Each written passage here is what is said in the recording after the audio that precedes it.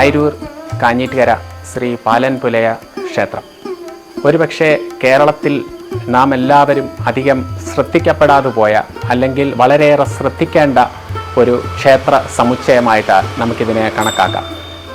കാരണം നൂറ്റാണ്ടുകൾക്ക് മുമ്പ് സാമൂഹിക അകലം അല്ലെങ്കിൽ ഉയർന്ന അവർണ ജാതി വ്യവസ്ഥ നിലനിന്നിരുന്ന ഒരു കാലഘട്ടത്തിൽ കേരളത്തിൽ ഒരുപക്ഷെ ഇന്ത്യയിൽ തന്നെ ആദ്യമായി ഒരു അധകൃത അല്ലെങ്കിൽ പുലയ സമുദായത്തിൽപ്പെട്ട ഒരു കാലാൾ ദൈവത്തെ സവർണ ജാതിയിലുള്ള സമുദായങ്ങൾ പ്രതിഷ്ഠിച്ച് ആരാധിച്ച് അത് വളരെയേറെ ഒരു കോളിളക്കം സൃഷ്ടിക്കാവുന്ന കാലഘട്ടമാക്കി മാറ്റിയ യഥാർത്ഥ നവോത്ഥാനമാണ് ഈ പാലൻ പുലയ ക്ഷേത്രം കൊണ്ട് ഇന്ന് നമ്മുടെ സാമൂഹിക പ്രവൃത്തിയിലും ചെയ്യുന്നത്. അപ്പോൾ ഈ രീതിയിൽ ഭാരതമെമ്പാടും അല്ലെങ്കിൽ ഒരു കാലഘട്ടത്തിനപ്പുറമായിട്ട് ഉള്ള ഒരു സന്ദേശം പാലൻ പുലയ ക്ഷേത്ര സമുച്ചയത്തിലൂടെ നമുക്കെല്ലാവർക്കും ലഭിക്കുന്നു.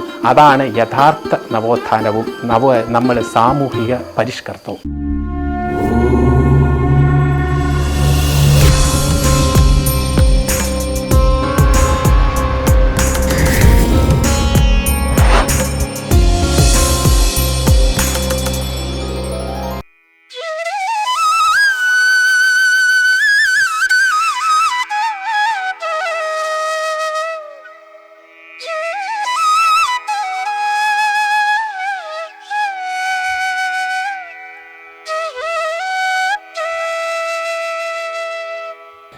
ജാതി മത വർണ്ണങ്ങൾക്കതീതമായി ഉടയോനും അടിയാനുമായുള്ള ബന്ധത്തിൻ്റെയും കടപ്പാടിൻ്റെയും ചരിത്രം വ്യക്തമാക്കുന്നതാണ് മേലുകര ചിറ്റേടത്ത് കുടുംബത്തിൻ്റെ വകയായ പാലൻ പുലയ ക്ഷേത്രം. പത്തനംതിട്ട ജില്ലയിൽ കോഴഞ്ചേരി താലൂക്കിൽ കോഴഞ്ചേരി പഞ്ചായത്തിലാണ് മേലുകര ഗ്രാമവും പുരാതനമായ ചിറ്റേടത്ത് തറവാടും ഈ ക്ഷേത്രവും ഉള്ളത്. ഏകദേശം 400 വർഷങ്ങൾക്കപ്പുറം പഴക്കം ഈ ക്ഷേത്രത്തിനുണ്ട് എന്നാണ് പറയപ്പെടുന്നത്. പണ്ട് ചിറ്റേടത്ത് കുടുംബക്കാർക്ക് കാഞ്ഞിറ്റുകരയിൽ 46 ഏക്കറോളവും അരുവിക്കുഴി, ഇളംപുരയിടം എന്നീ ഭാഗങ്ങളിൽ അതിലേറെയും വസ്തുക്കൾ ഉണ്ടായിരുന്നു അത്രേ. ഈ വസ്തുക്കളിലെ കൃഷികളെല്ലാം നോക്കി നടത്തി മേൽനോട്ടം വഹിച്ചിരുന്നത് പാലൻ പുലയൻ എന്ന ആളായിരുന്നു. ഇതാണ് ഇതിൻ്റെ ഒരു ചരിത്രം. ഏകദേശം 350 വർഷം മുമ്പ്, 350-നും 400-നും ഏകദേശം 400 വർഷം എന്ന് കണക്കാക്കാം.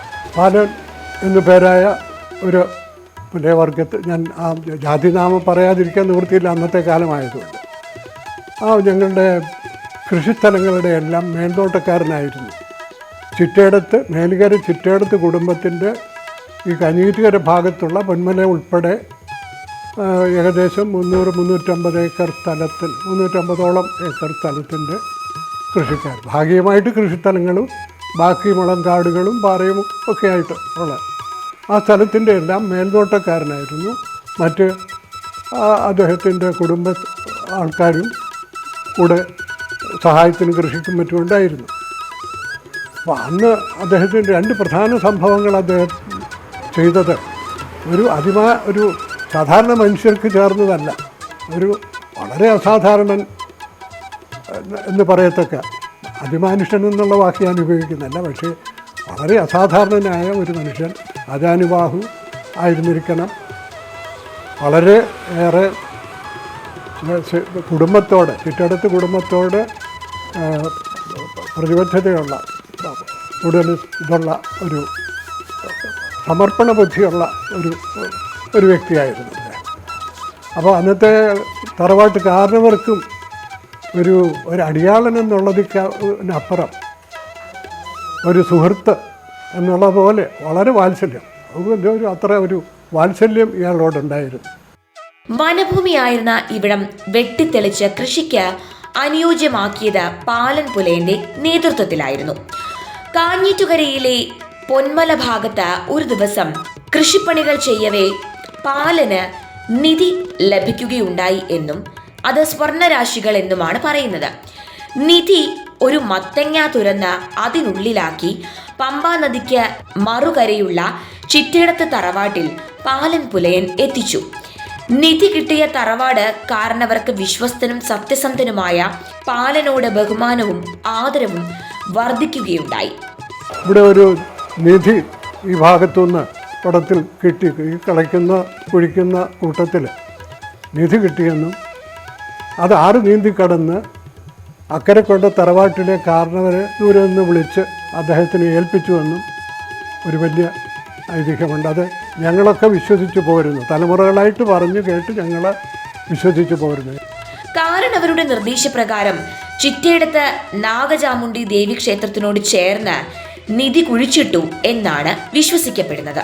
തുടർന്ന് തിരികെ വരുമ്പോൾ ഇപ്പോൾ പാലൻപുലയം ക്ഷേത്രം സ്ഥിതി ചെയ്യുന്ന സ്ഥലത്ത് വെച്ച് പാലനെ ഒരു കടുവ ആക്രമിക്കുകയും തമ്മിൽ ഏറ്റുമുട്ടി പാലനും കടുവയും കൊല്ലപ്പെടുകയും ഉണ്ടായി എന്നാണ് പറയുന്നത്.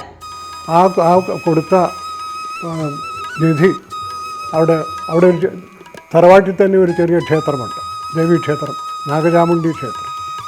അതിനടുത്തൊരു പറമ്പ്, അവിടെ തന്നെ പറമ്പിൽ ആ പരിസരത്ത് ആഴത്തിൽ കുഴിച്ചിട്ടു. ആർക്കും എടുക്കാൻ വയ്യാത്ത വിധത്തിൽ ആഴത്തിൽ കുഴിച്ചിട്ടു എന്നുള്ളതാണ് ഐതിഹ്യമെന്ന്. രണ്ടാമത്തേത്, ഏതാനും വർഷങ്ങൾക്ക് ശേഷം ഇദ്ദേഹം അവിടെ ആ കാണുന്നത് പൊന്മല എന്നാണ് പേര്, പൊന്മല ഭാഗത്ത് ചുറ്റി നടന്ന് കൃഷിസ്ഥലങ്ങൾ നോക്കുക. അവിടെ ഈറക്കാടുകളുണ്ട്. കാട് വെട്ടുന്ന സമയത്ത് ഒരു കടുവ പിടിച്ചെന്നും, കടുവ പിടിച്ചത് തോളത്താണ്. ഇദ്ദേഹത്തിന് ആദാനുബാഹു, അദ്ദേഹത്തിൻ്റെ കൊടുവാളുണ്ട്. ആ കൊടുവാൾ കൊണ്ട് കടുവയെ വെട്ടി അതിന് പിടിച്ചിരിക്കുന്ന അത് ചോര കളിപ്പിച്ച് അത് കടുവ പിടിവിട്ട് താഴെ വീണു. ഇദ്ദേഹത്തിൻ്റെ മാംസം ഉൾപ്പെടെ തോളത്തുനിന്ന് കടിച്ച് കീറിയെടുത്തു. ചോര ഒലിപ്പിച്ച് അദ്ദേഹം ഇവിടെ ഈ ഭൂമിയിൽ, ഇവിടെ ഈ ഈ 8-10 സെൻറ്റ് സ്ഥലത്തിനകത്ത് അദ്ദേഹം വന്ന് വീണ് അതായിരുന്നു അദ്ദേഹത്തിൻ്റെ അന്ത്യശ്വാസം വലിച്ചു എന്നാണ് ഐതിഹ്യം. പിന്നീട് കാലാന്തരത്തിൽ കുടുംബത്തിൽ അനർത്ഥങ്ങളും ദുർനിമിത്തങ്ങളും സംഭവിച്ചതിനെ തുടർന്ന് പ്രശ്നം വച്ചപ്പോൾ പാലൻ പുലയന് ദൈവികത്വവും മൂർത്തിമത് ഭാവവും ഉള്ളതായി തെളിയുകയും സ്വസ്ഥാനത്തിനായി അലഞ്ഞുതിരിഞ്ഞ പരേതാത്മാവിന് കാരണവന്മാർ ക്ഷേത്രം പണിത് തൽസ്ഥാനത്ത് കുടിയിരുത്തി വഴിപാടുകൾ അർപ്പിച്ച് ആരാധിച്ചു തുടങ്ങുകയുമായിരുന്നു. ഈ പാലനപ്പൂപ്പൻ്റെ മരണശേഷം പിന്നെ കാലങ്ങൾ കഴിഞ്ഞപ്പോൾ കുടുംബത്തിൽ പല അനർത്ഥങ്ങളുണ്ടായി. ഈ അനർത്ഥങ്ങളുണ്ടായ സമയത്ത് അവിടെ ദേവപ്രശ്നം വെച്ചപ്പം ഈ അപ്പൂപ്പനെ ഒരിടത്ത് കുടിയിരുത്തണമെന്ന് ദേവപ്രശ്നത്തിൽ തെളിഞ്ഞു. അങ്ങനെ ഇവിടെ ഒരു പ്ലാവ് ഉണ്ടായിരുന്നു. ആ പ്ലാവിൻ്റെ ചുറ്റി വിളക്ക് എത്തിക്കായിരുന്നു ആ പണ്ട് കാലങ്ങളിലെ തുടക്കം. ദേവപ്രശ്നം വെച്ച് കഴിഞ്ഞപ്പോൾ പുള്ളിക്ക് ഒരു ഇരിപ്പിടം ഉണ്ടായി. എന്നും പുള്ളി ഒരു കാവലാളായിട്ട്, നമ്മുടെ കുടുംബത്തിൻ്റെ കാവലാളായിട്ട് എന്നും പുള്ളി കാണും, നമുക്കൊരു ദോഷവും ചെയ്യത്തില്ല എന്ന് പറഞ്ഞു. അതിപ്പോൾ അങ്ങനെ നാട്ടുകാർക്ക് നല്ല നമ്മുടെ ദൂരെ തിരുവനന്തപുരത്തു നിന്നും പിന്നെ നിലമ്പൂർ നിന്നും എല്ലാം ആൾക്കാർ വരുന്നുണ്ട്. ഇവിടെ ഇഷ്ടംപോലെ ദൂരെ നിന്ന് ആൾക്കാർ വന്ന് തൊഴുന്നുണ്ട്. എണ്ണയും മെഴുകുതിരിയും കർപ്പൂരവും എല്ലാം ഇവിടുത്തെ വഴിപാടുകളാണ്. കാര്യസിദ്ധികൾക്കായി നിരവധി ആളുകൾ ജാതി ഭേദമന്യെയാണ് ഇവിടെ വഴിപാടുകൾ അർപ്പിക്കുന്നത്. വെള്ളം കൂടിയായിരുന്നു ഇവിടുത്തെ ആദ്യത്തെ വഴിപാടെന്ന് പറയുന്നത്. അത് പണ്ട് കരിക്ക അല്ലെങ്കിൽ തെങ്ങുകൾ കൊണ്ടുവന്നായിരുന്നു ഈ ഇവിടെ വഴിപാട് നടത്തിക്കൊണ്ടിരുന്നത്. അത് ഇപ്പം വന്നപ്പോൾ തെങ്ങുകളൊക്കെ കിട്ടാൻ ബുദ്ധിമുട്ടായപ്പോഴത്തേക്ക് എല്ലാ ഐറ്റങ്ങളുമായി. ഇവിടെ മനുഷ്യർ ഉപയോഗിക്കുന്ന എല്ലാ സാധനങ്ങളും വഴിപാടാണ്. അത് ഇറച്ചിയായാലും കൊള്ളാം, മീനായാലും കൊള്ളാം, ചുട്ടകാപ്പി ആയാലും കൊള്ളാം, എല്ലാം ഇവിടുത്തെ വഴിപാടാണ്. പിന്നെ ഈ മെഴുകുതിരിയൊക്കെ വരുന്ന പറഞ്ഞാൽ ഇവിടെ നാനാജാതി മതസ്ഥർ ഇവിടെ ഈ അമ്പലത്തിൽ തൊഴാൻ വരുന്നുണ്ട്. അത് ഇന്ന ജാതി എന്നില്ല. അപ്പോൾ അവരുടെയൊക്കെ ആചാരം അനുസരിച്ചുള്ള വഴിപാടുകളും കൊണ്ടുവെക്കുന്നുണ്ട്. അതാണ് മെയിനായിട്ടുള്ളത്. അതാണ് എല്ലാ ഐറ്റം ഉണ്ട്. മെഴുകുതിരിയും സാമ്പ്രാണി കർപ്പൂരം എല്ലാം വരുന്നുണ്ട്. അത് അവരുടെ ഇഷ്ടം അനുസരിച്ച് കൊണ്ടുവെക്കും. എല്ലാ ആൾക്കാരും എന്ന് പറഞ്ഞാൽ എല്ലാ മതത്തിൽപ്പെട്ട ആൾക്കാരും ഇവിടെ പിന്നെ വഴിപാട് ചെയ്യുന്നുണ്ട്, തൊഴാൻ വരുന്നുമുണ്ട്. പിന്നെ പൂജ കാര്യങ്ങളൊന്നുമില്ല ഇവിടെ. നമുക്ക് വിളക്ക് എത്തിക്കുക എന്നുള്ളതേ ഉള്ളൂ. പിന്നെ നമ്മുടെ നോട്ടം വരുന്നത് നോക്കി എടുക്കുക എന്നുള്ളതാണ് നമ്മുടെ മെയിനായിട്ടുള്ള പരിപാടി. മുറുക്കാൻ, കോഴി, മുണ്ടും നേരിയതും, കാർഷിക വിളകൾ, നാൽക്കാലികൾ, മെഴുകുതിരി, വിളക്ക്, മണി തുടങ്ങി ഓരോരുത്തർക്കും ഇഷ്ടമുള്ള വഴിപാടുകൾ ഇവിടെ സമർപ്പിക്കാം എന്നതാണ് ഈ ക്ഷേത്രത്തിന്റെ പ്രത്യേകത. കളവ് മുതൽ പോയാൽ പാലൻപുലയൻ അപ്പൂപ്പനെ പ്രാർത്ഥിച്ചാൽ ഉടനടി പോയ കളവ് മുതൽ തിരികെ ലഭിക്കും എന്നാണ് ഇവിടുത്തുകാർ വിശ്വസിക്കുന്നത്. അത് ഇവിടെ ഉള്ള ഓരോരുത്തരും അടിയുറച്ച് വിശ്വസിക്കുന്ന ഒന്ന് തന്നെയാണ്. ഒട്ടേറെ അനുഭവസ്ഥരാണ് ഇതിന് ഉദാഹരണമായി ഈ നാട്ടിൽ ഉള്ളതും. അപ്പോൾ ഞങ്ങൾ ചെറുപ്പത്തിൽ ക്രിക്കറ്റൊക്കെ കളിക്കുന്ന സമയത്ത് ഇങ്ങനെ ബോൾ നഷ്ടപ്പെടുന്ന സമയത്ത് അപ്പൂപ്പന് വഴിപാട് നേരും. അപ്പോൾ അത് 5 മിനിറ്റിനുള്ളിൽ അത് കിട്ടിയിരിക്കും. അപ്പം നമ്മൾ ആ നേർച്ച ഇവിടെ കൃത്യമായിട്ട് നടത്തും. ഞാൻ വാഹനം ഓടിക്കുന്ന വ്യക്തിയാണ്. നമ്മൾ പല മേഖലകളിലും പോയി ഒരു അപകടാവസ്ഥ വരുമ്പോൾ അപ്പൂപ്പ വന്ന് വിളിച്ചു കഴിഞ്ഞാൽ നമ്മളെ വെളിപ്പുറത്ത് ഉള്ള ഒരു പദ്ധതിയാണ് നമുക്കുള്ളത്. അതായത് പല ബ്രേക്ക് ഡൗൺ സാഹചര്യങ്ങൾ വന്നപ്പോഴും നമ്മൾ അത് കൈവടിയാതെ തരണം ചെയ്ത് ഇവിടെ എത്തിച്ചിട്ടുണ്ട്. അങ്ങനെ എല്ലാപ്പുറത്തും വെളിപ്പുറത്ത് നമ്മുടെ എല്ലാ സാഹചര്യങ്ങളിലും ഉണ്ട്. ബിസിനസ് ആണെങ്കിലും എനിക്ക് നല്ല വിശ്വാസമുണ്ട്. എൻ്റെ ചെറുപ്പം മുതൽ ഞാൻ ഇവിടെ ഈ മലയിലാണ് ഞാനും താമസിക്കുന്നത്. എൻ്റെ ചെറുപ്പം മുതലേ അപ്പൂപ്പൻ ഇവിടെ ഉണ്ട്. ഞങ്ങൾക്കെല്ലാം വളരെ വിശ്വാസവും എല്ലാ കാര്യവും ഭംഗിയായിട്ട് നടത്തും.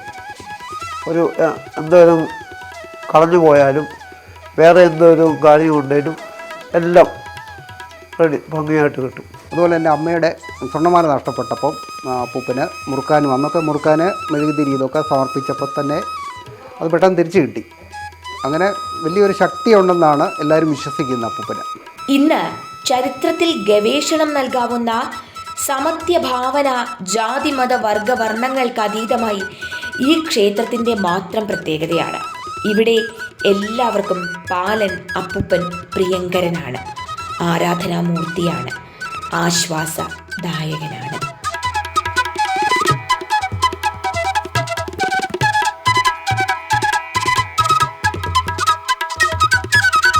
ഒരുപക്ഷെ കേരളം മൊത്തം ശ്രദ്ധിക്കുന്ന ഒരു നൂറ്റാണ്ടിൻ്റെ പാരമ്പര്യമുള്ള സാമൂഹിക നവോത്ഥാനത്തിന് യഥാർത്ഥത്തിൽ നാന്ദി കുറിച്ചത് ഇവിടെ തന്നെയാണ്. നിരവധി അനുഭവസ്ഥർ, നിരവധി വഴിപാടുകൾ, നമ്മൾ ഇതുവരെയും കാണാത്ത രീതിയിലുള്ള ആചാര വ്യവസ്ഥകൾ, ഇവയെല്ലാം കൊണ്ട് തന്നെ കേരളത്തിൽ എന്നല്ല ഭാരതത്തിൽ തന്നെ ഏറ്റവും പ്രചുലമാകേണ്ട ക്ഷേത്രസന്നിധിയാണ് ശ്രീ പാലൻപുലയ ക്ഷേത്രസന്നിധി. ജാതി മത വ്യവസ്ഥ വർണ്ണ എല്ലാത്തിനും ഉപരിയായി മനുഷ്യനെ മനുഷ്യനായി കാണുവാനും മനുഷ്യൻ്റെ ഉള്ളിലുള്ള യഥാർത്ഥ തത്വമസിയെ പുറത്തേക്കെടുക്കുന്ന ആ മഹാക്ഷേത്രസന്നിധിയാണ് ശ്രീ പാലൻപുലയ ക്ഷേത്രസന്നിധി.